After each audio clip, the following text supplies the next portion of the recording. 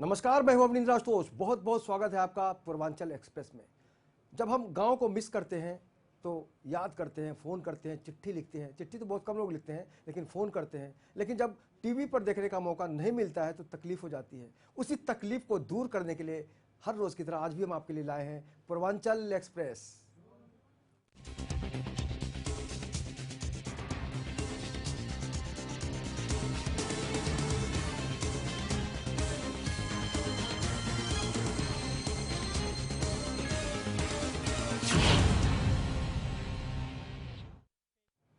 तो चलिए पूर्वांचल एक्सप्रेस की गाड़ी पर चढ़ते हैं दनादन और उतरते हैं खबरों के एक एक स्टेशन पर। चलिए बढ़ाते हैं गाड़ी। बांदा मंडल जेल में 2 दिन के भीतर 2 कैदियों की मौत का मामला ठंडा भी नहीं हुआ था कि अब एक और पहाड़ बांदा जेल प्रशासन के ऊपर टूट पड़ा है। जी हां, जेल में कैद एक शख्स से उसकी पत्नी जब मिलने पहुंची तो कैदी ने अपनी पत्नी के ऊपर धारदार ब्लेड से वार कर दिया। कैदी के वार से उसकी पत्नी राशिदा बुरी तरह बेचारी घायल हो गई। ऐसे में सवाल जेल प्रशासन पर उठ रहा है कि आखिरकार कैदियों के पास से धारदार हथियार कहां से आ रहे हैं और वो इस तरह उत्पात मचाने में कामयाब हैं। सप्ताह भर के अंदर ये तीसरा मामला है। आपको बता दें, इससे पहले भी संदिग्ध परिस्थितियों में एक कैदी की मौत हो गई थी, जिसे परिवार वालों ने हत्या बताया था। वहीं उसके ठीक दूसरे दिन ही एक और कैदी ने आत्महत्या कर ली थी। कैदियों के परिजनों का आरोप है कि जेल प्रशासन ही कैदियों को धारदार हथियार मुहैया करा रहा है और ये जाहिर सी बात है। वहीं जेल प्रशासन इस पर कुछ भी कहने से बचता हुआ नजर आ रहा है।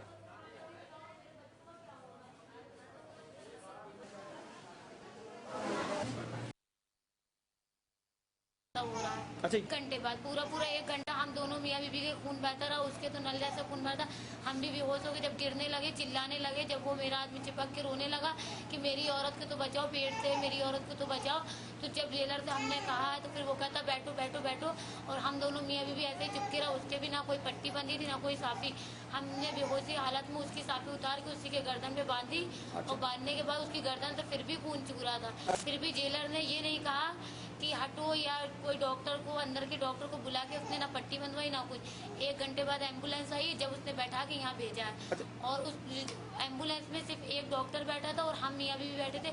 उस पर भी पूरी एम्बुलेंस में खून बहते हुए आया मेरे और मेरे आदमी। वो कहता था मुझको पैसा दो, मुझे जेल में खाने की उसकी हर चीज की कमी रहती है, तो हर मिलाई में हम उसको पैसा भिजवाते थे। हमारी बिटिया हर 2-3 दिन में मिलाई करने जाती थी और उसको अच्छा खासा पैसा दे के आती थी। जब भी गई, जब भी पैसा 2000, 4000, 5000 औकात से ज्यादा हम लोग ने उसको पैसा भिजवाते थे। पैसा ना लेट पहुंचा हो, ना दिया हो, कम दिया हो, भाई उसको जेल के अंदर आराम चाहिए, उसको पैसा चाहिए। जेलर कहता था पैसा दो, पुलिस कहती थी पैसा दो। भाई जेल कोई भी कैदी हो, उसको पैसा नहीं मिले कोई भी कैदी सुकून से नहीं रहता वहाँ पे। जी हमारा आशिक स्वयं बताता था। और उसको हर 2 दिन में, 4 दिन में, 5 दिन में जब भी मिलाई होती थी उसको अच्छा खासा पैसा पहुंचाते थे। जेल में पैसा लगता है, जेलर मांगते हैं, पुलिस पैसा मांगती है। जेल से कैदी है जिसका नाम राशिद है। इसके गले में घाव है और उसके साथ में एक महिला भी है जिसका नाम है निसरत है। उसके भी गले में और चेहरे पर कटे के निशान है। जो ये कैदी है वो गंभीर हालत में है, उसको हम लोग भर्ती कर दिया, उसका इलाज चल रहा है। सारे मिलाई करने गए थे लोग, ये महिला मिलाई करने गई तो आपस में आई। तो बांदा के जेल में किस तरह का खेल चल रहा है, ऐसे में समझा जा सकता है कि प्रशासन के अंदर किस कदर लालच की भावना है वो पनपती जा रही है। और यही कारण है कि आरोप लगाया जा रहा है कि पुलिस वालों को या फिर जेलर को पैसे चाहिए ताकि वहाँ जो कैदी रह रहे हैं उनको सुविधाएं उपलब्ध कराई जा सके।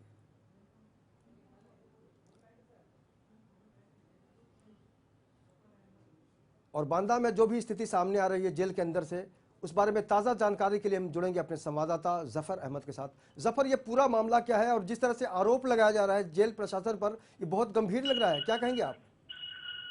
जी बिल्कुल आशुतोष जी, मैं आपको बता दूं कि अभी 2 कैदियों की मौत का मामला ठंडा ही नहीं पड़ा था कि एक ही बड़ा मामला सामने आता है।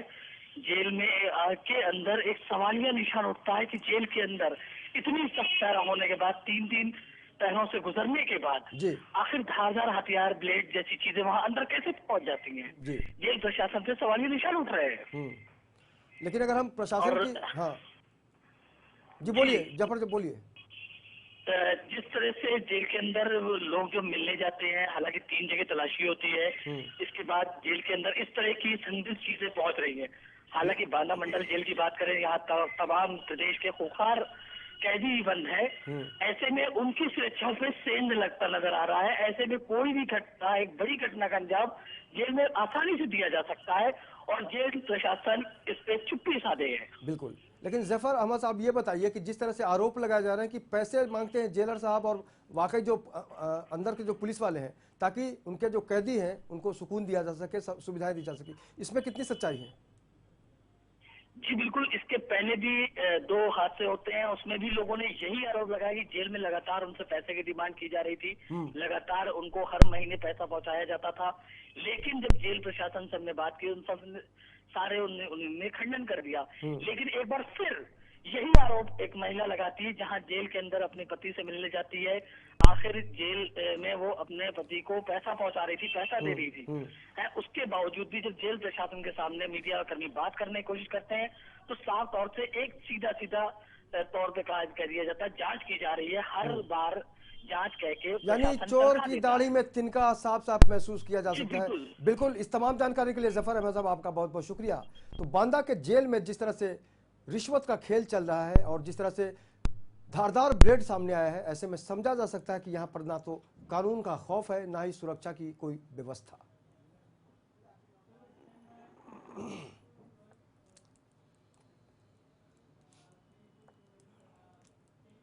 चलिए अब अपनी गाड़ी आगे बढ़ाते हैं। डॉक्टरों और स्टाफ की कमी से जूझ रहे कुशीनगर जिला अस्पताल के हालात इन दिनों बद से बदतर होते जा रहे हैं। जिला अस्पताल से अचानक 7 डॉक्टरों का ट्रांसफर किए जाने के बाद से अस्पताल के तमाम विभागों की हालत दयनीय बनी हुई है। डॉक्टरों की गैर मौजूदगी का सबसे ज़्यादा असर मरीजों पर पड़ा है, यानी उनको खामियाजा उठाना पड़ा है। अस्पताल में डॉक्टरों की कमी के चलते इमरजेंसी के डॉक्टरों को भी ओपीडी में बैठकर मरीजों को देखना पड़ रहा है, जिसके चलते इमरजेंसी सेवाएं भी बाधित हो रही हैं। ऐसे में तो यही होगा ना।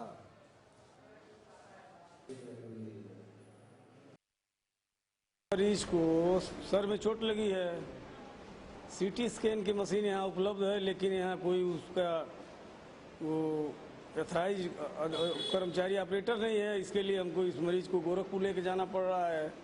अगर यहाँ वो आदमी ऑपरेटर मौजूद रहता तो इस दिक्कत से हम बच जाते। हम पड़ौना में ही अपना जिला चिकित्सालय में करा लेते। आर्थिक अस्पताल में 21 डॉक्टरों के पद थे और उसमें से ट्रांसफर सीजन होने की वजह से उसमें से 7 लोगों का ट्रांसफर हो गया। के निर्देशानुसार हमको उनको रिलीव करना पड़ा है। रिलीव करने से हमारे रेडियोलॉजी डिपार्टमेंट और पैथोलॉजी डिपार्टमेंट में काफ़ी फ़र्क पड़ा है। पर यहाँ पर जो 4th क्लास हैं, 4th क्लास का 54 पोस्ट थी, उसमें से केवल 7 लोग हमारे पास वर्क कर रहे हैं। और 4th क्लास की वजह से हमको प्लास्टर रूम, हमको जो है पट्टी वाला रूम, हमारे ओटी में असिस्टेंट, और वार्ड में तो हमारे पास कोई असिस्टेंट है ही नहीं। हम किसी तरह से निरीक्षण में अब जो स्टाफ की कमी सबसे बड़ी कमी है, स्टाफ का होना अति आवश्यक है। ये बात मैं ऊपर तक पहुंचाऊंगी। इसके लिए मैं चीफ मिनिस्टर से खुद ही बात करूंगी और मैं जो है उनसे कहूंगी कि इस तरह से खामियां हैं। हमारे ये ज़िले जो है अभी पिछड़े ज़िलों में आते हैं, तो यहाँ उपलब्धि उनकी होगी।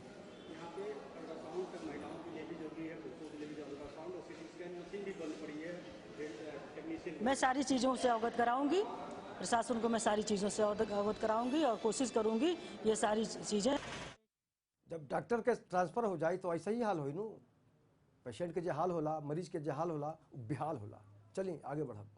प्रदेश की सपा सरकार आम जनता के लिए निःशुल्क स्वास्थ्य सेवाएं देने के लिए एक के बाद एक घोषणाएं लगातार कर रही हैं। जहां हाल ही में प्रदेश के मुख्यमंत्री अखिलेश यादव ने प्रदेश में अल्ट्रासाउंड और एक्सरे जैसी सेवाओं को फ्री करने का आदेश दिया था, लेकिन सरकारी अस्पताल में इलाज कराने वाली गरीब जनता को इसका कोई लाभ नहीं मिल रहा है, कोई फायदा ही नहीं हो रहा है। महोबा के जिला अस्पताल में सरकार के निर्देशों की धज्जियां उड़ाते हुए अस्पताल कर्मचारी मरीजों से अल्ट्रासाउंड और एक्सरे करवाने के लिए 100 रुपये का शुल्क लेते हैं, यानी रिश्वत।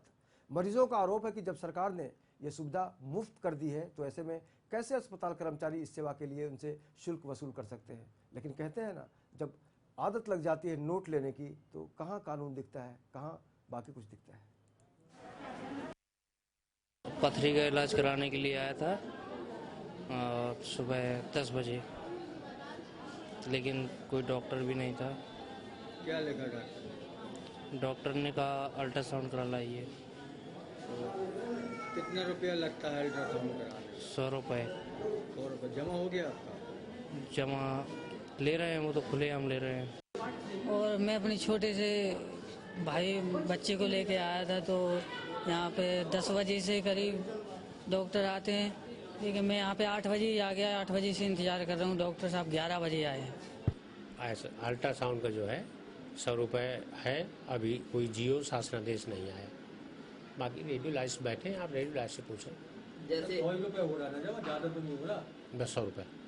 और एक्सरे का? एक्सरे का फ्री फ्री है? हाँ। अभी जैसे बताया गया है एक्सरे कराने वालों ने कि यहाँ पैसा लग रहा है एक्सरे का। कोई पैसा नहीं लग रहा। मुख्यमंत्री जी का आदेश है कि एक्सरे अल्ट्रासाउंड फ्री होगा। नहीं, अभी अल्ट्रासाउंड का कोई आदेश नहीं आया है। क्या नाम है आपका? हाँ, मेरा नाम डॉक्टर सुरेश कुमार, रेडियोलॉजिस्ट हूँ। अभी तक मेरे पास शासनादेश नहीं आया है। जैसे शासनादेश आएगा वैसे ही माननीय मुख्यमंत्री ने शासनादेश दिया कि 1 तारीख से अल्ट्रासाउंड निःशुल्क हो जाएगा। हाँ, तो शासनादेश अभी तक मेरे पास आया। तो महोबा में किस तरह से पैसे वसूलने की जो गाड़ी बढ़ाने की कोशिश की जा रही है, वो क्या चक्कर है। बढ़ते हैं आगे। महोबा शहर में एक सर्राफा व्यापारी के साथ दिन दहाड़े लूट की वारदात को अंजाम देने का मामला सामने आया है।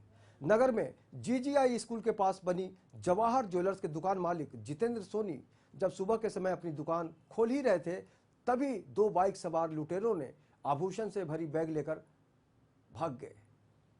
अगर जितेंद्र सोनी की माने तो बैग में तकरीबन 12 लाख रुपए के जेवरात थे। इस बात की खबर मिलते ही सारे व्यापारी दनादन इकट्ठे हो गए। CO सदर संदीप सिंह सहित कोतवाली पुलिस मौके पर पहुंच गए, जिसके बाद लुटेरों की धरपकड़ के लिए नगर की सीमाओं पर नाकेबंदी करा दी गई, लेकिन जो माल उड़ना था वो उड़ गया।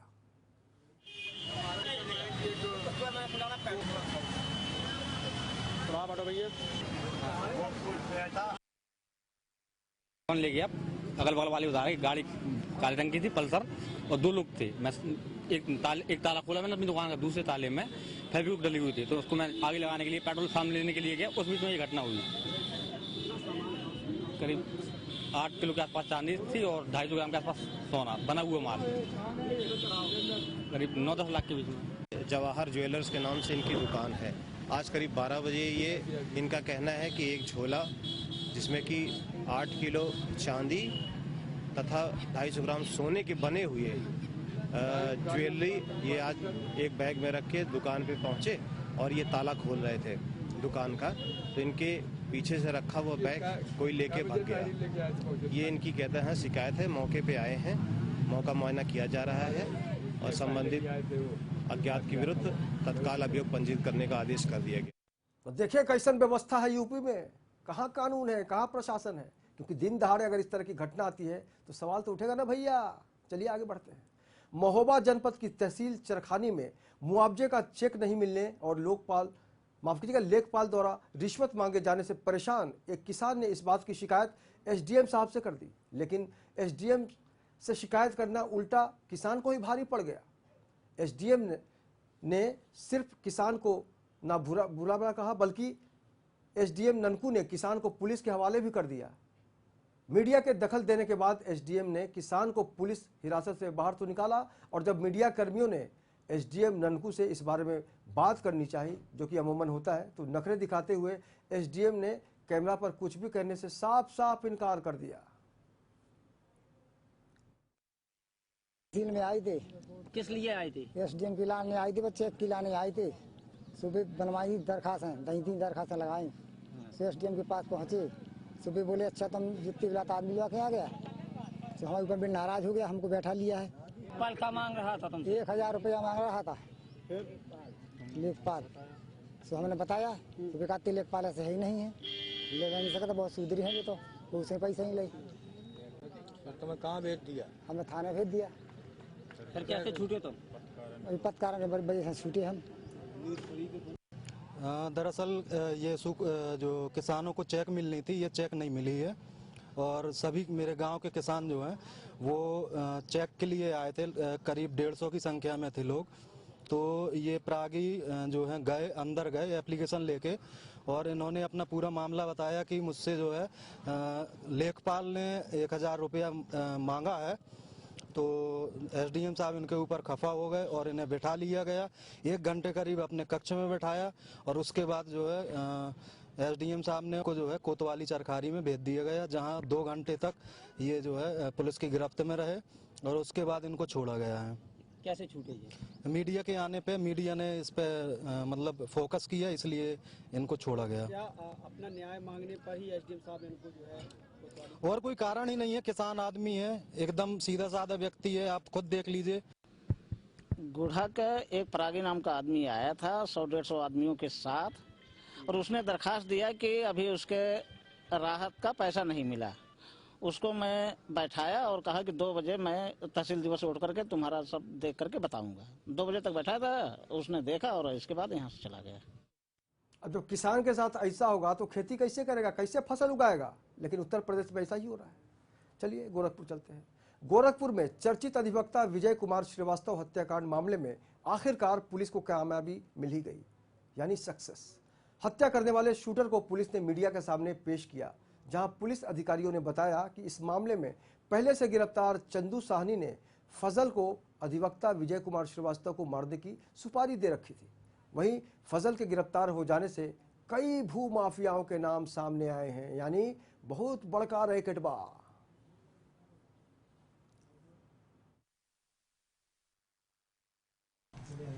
पैसे की लालच आदमी को किस तरह हद तक हत्या करने में ले जा सकती है। एक क्लासिक केस इस घटना के नारायण में हुआ। 18/8/2015 को गोरखपुर के अधिवक्ता श्री विजय कुमार श्रीवास्तव की हत्या कर दी गई और बड़े सुनियोजित तरीके से इसमें जो नाम आए, सब फर्जी नाम आए, जो भी इसमें इनको मिलने आए उसके बारे में बताया गया। बट इनके परिवार वालों की मदद से जब हमने बात की, कुछ और तथ्य मिले, उस पर जब हम लोगों ने काम किया तो काफ़ी सारे चौंकाने वाली चीज़ें आई थी। बट कहानी निकल के यही है कि उसी ने जो है 42 डिसमल ज़मीन जो है उसी के पीछे सारा ये हत्या का प्लानिंग हुआ। उसमें हुआ ये था कि जो वकील साहब हैं जिनकी हत्या हुई, श्री विजय कुमार श्रीवास्तव साहब, उनके पास एक उधर काम करता था लड़की, उसको माली कहते थे, श्रवण नाम था। उसमें के दर से जो है इन्होंने ज़मीन का सौदा उससे कर लिया। बट 2012 में जो कोर्ट का फैसला आया, जो कोर्ट की डिक्री आई, वो मुरलीधर के पक्ष। एक बात आप समझे कि नहीं, पुलिस वाले भी दुखी हैं, लेकिन सुख का जो माहौल होना चाहिए वो कहाँ है भाई। फिलहाल लेकर लेते हैं ब्रेक और ब्रेक के बाद फिर हम पूर्वांचल एक्सप्रेस की गाड़ी के साथ खबरों का जो सफर है वो आगे बढ़ाएंगे। तो बहुत ही जल्द आएंगे, बनल रहिए हमारे साथ।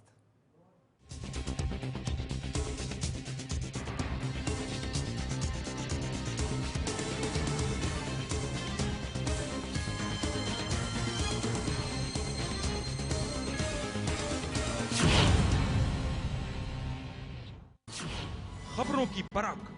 हूं सैयद जैदी और काफी दिनों के बाद एक बार फिर आप मुझसे रूबरू हैं तजुर्बे की कसौटी पर। रॉबर्ट वाड्रा अकेले ऐसे व्यक्ति हिंदुस्तान में नहीं होंगे जिन्होंने ये काम किया। अब वजह यह है कि वो 10 जनपद के दामाद हैं। फिर वही बेबाक अंदाज। जब अपने घर शीशे के हों तो पत्थर क्यों उठाते हैं खामखा आप लोग? राष्ट्रीय विपक्षी पार्टी के अंदर इतनी हिम्मत नहीं थी कि ये मुद्दा उठा सके। देखिए जायजा सैयद जैदी के साथ सोमवार से शुक्रवार रात 8 बजे सिर्फ लेमन न्यूज पर।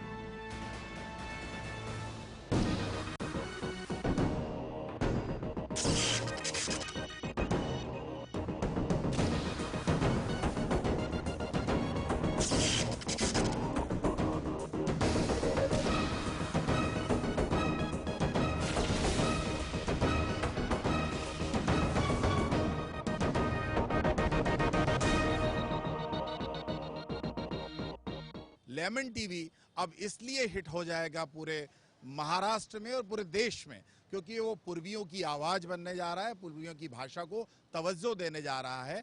इसलिए मेरी शुभकामना भी है और आशा है कि सुपरहिट लेमन होगा। जी नमस्कार, मैं सुरेश शुक्ला, गायक संगीतकार।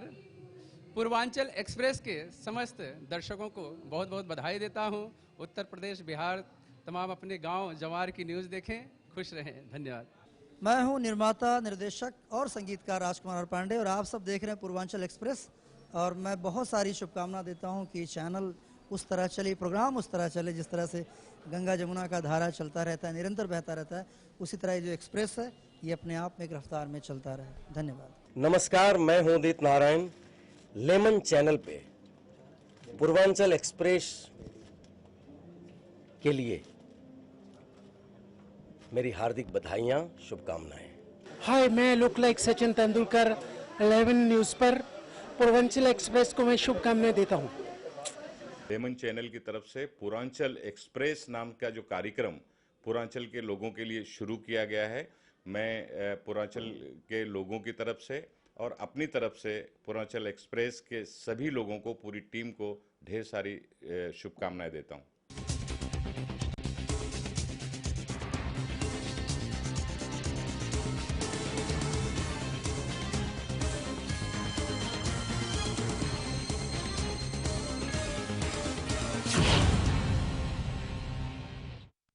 तब ब्रेकबा के बाद रउआ लोगन के बहुत बहुत स्वागत बा। अब बात करब झंडा के। इलाहाबाद हाई कोर्ट ने मदरसों में गणतंत्र दिवस यानी 26 जनवरी और स्वतंत्रता दिवस 15 अगस्त पर ध्वजारोहण अनिवार्य करने का फैसला सुनाया है। वहीं इस फैसले पर अब देवबंद के उलेमाओं ने ऐतराज जता दिया है। दारुल उलूम जकरिया देवबंद के मुफ्ती अरशद फारूकी ने कहा है कि मदरसों में पहले से ही ध्वजारोहण किया जाता है, ऐसे में फैसला सुनाने का कोई मतलब ही नहीं होता। दो दिन ऐसे दिन हैं कि हर शहरी खुशी मनाता है, आज़ादी का दिन और यौम जमहूरिया। इन दोनों दिनों में जो ख़ास तकरीबात होती हैं उसमें जहां तमाम शहरी शरीक होते हैं, मुसलमान भी हिंदुस्तानी की हैसियत से शरीक होते हैं।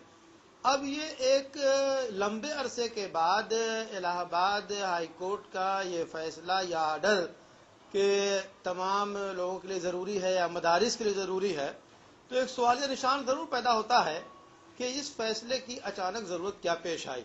वैसे शुरू से मदरसों में, जिस तरह स्कूलों में और मुख्तलिफ मकामात पे इन दोनों दिनों में खुशी मनाई जाती है।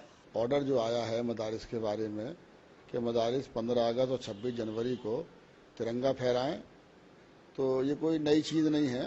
पहले मदारिस शुरू से ही क्या नाम है 26 जनवरी 15 अगस्त को तिरंगा फहराते हैं। तमाम मदरसों में प्रोग्राम्स होते हैं और उसमें हिंदुस्तान की आज़ादी में जिन मुजाहिदीन आज़ादी की कुर्बानियाँ रही हैं उस पर जो है वो हमेशा प्रोग्राम तमाम मदारिस में होते चले आए हैं। हाई कोर्ट ने एक ऑर्डर भी किया है, हम उसका एहतराम भी करते हैं, उसका इस्तेमाल भी करते हैं, लेकिन जिस रिट पर हाई कोर्ट ने ये फैसला दिया है वो रिट कानूनी एतबार से कितनी सही है कितनी गलत है उस पर दारुल उलूम देवबंद जो है उसका जायजा ले रहा है। हाई कोर्ट के फैसले की कापी मंगाई है, उस पर यह भी देख रहा है कि ये उन मदरसों के लिए कंपलसरी है जो मदरसे गवर्नमेंट से जुड़े हुए हैं या तमाम मदरसों के लिए ऑर्डर कंपलसरी। बताइए, अब तिरंगा पर भी पॉलिटिक्स हो गया है। वहीं कोर्ट के इस फैसले पर बीजेपी सांसद योगी आदित्यनाथ ने क्या कहा, ये भी सुन ही लेते हैं। चलिए।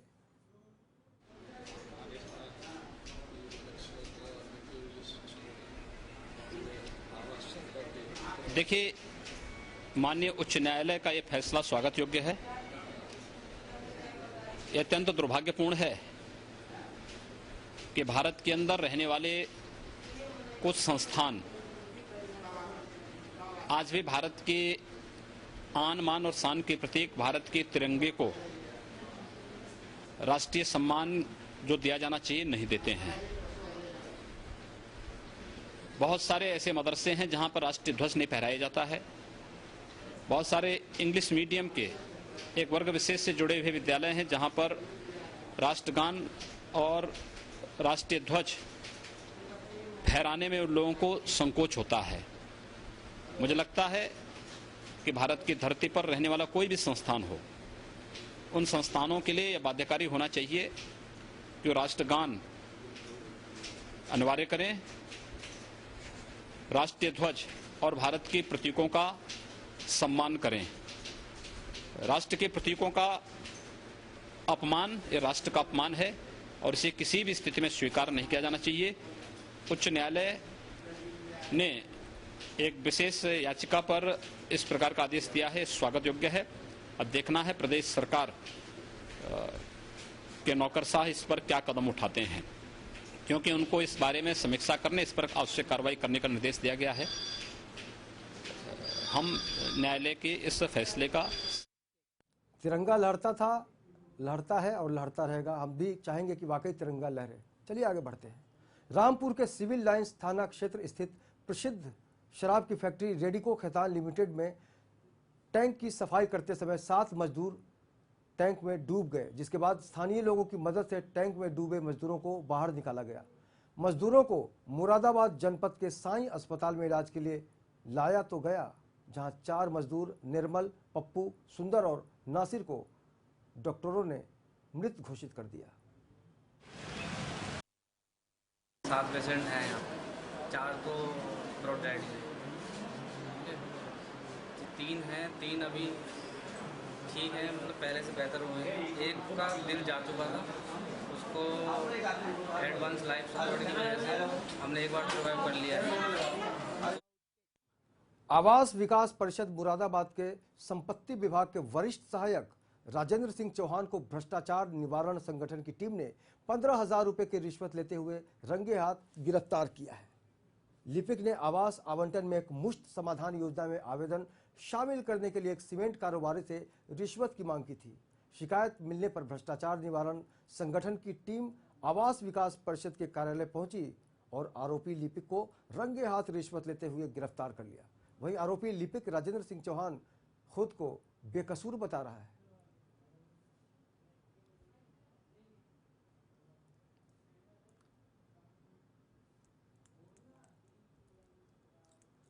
अब बात करेंगे कोबरा विंग की।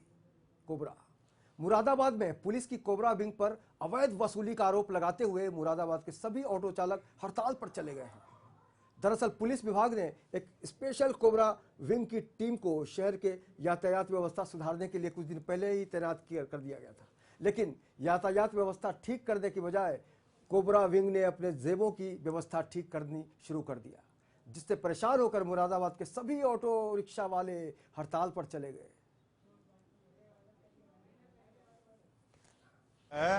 वो सिर्फ कोबरा पुलिस को लेकर के है। अब कोबरा पुलिस ने ये रवैया आजमा कर रखा है कि गाड़ी अगर रोड पे चल भी रही है, सीधी भी चल रही है, सही ऑटो चालक सही भी चला रहा है, तो उसको पीछे से रोका और रोकने के बाद होमगार्ड बिठाया। तो चलिए अपने गांव और घर की खबर के बाद धरातल पर लौट आते हैं, लेकिन हम फिर से आपको रोज रोज की तरह कहेंगे कि गांव की जब भी याद आए तो आप देख सकते हैं और पूर्वांचल एक्सप्रेस के जरिए अपने आप को महसूस कर सकते हैं गांव में और उस आसपास की खबरों के साथ। तो आज के सफर में इतना ही, लेकिन आप लगातार बाकी खबरों के लिए देखते रहिए लेमन न्यूज और मुझे दीजिए इजाजत।